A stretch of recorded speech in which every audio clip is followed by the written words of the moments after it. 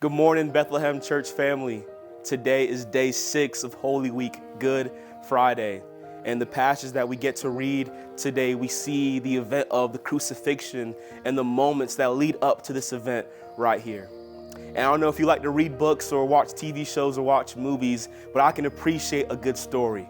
I love when a plot builds up to one moment like this, a climax. And so when you look at Jesus' life and ministry, this is the climax right here.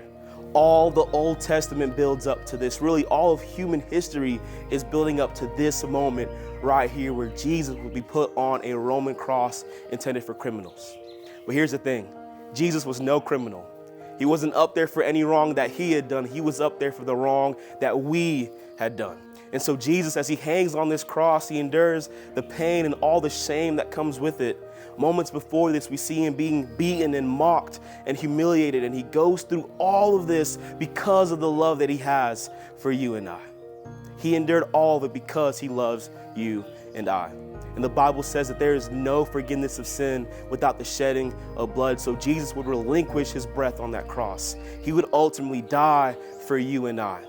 And John 15:13 says there's no greater act of love than for one to die for his friend. But Jesus died for us while we were yet still sinners. While we walked in active disobedience and opposition towards him, he would still die for us. And that is the greatest act of love that we could ever experience. And so as I read through this passage, I just sit in awe of God and of awe of how much I am loved by God. I know that my life has intrinsic value and purpose because of the work of Jesus on the cross. And so, church, because of this, I have 2 challenges for you. The first one is, would you just take a moment today, maybe just a few minutes, just thanking God for the sacrifice that he made on the cross. It's because of his sacrifice that we are free.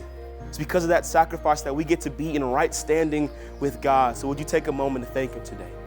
And then secondly, would you identify somebody in your life who needs to hear this message? Who needs to hear this good news? And would you be bold enough to bring that message to them, sharing them the good news of the gospel? Church, happy Good Friday.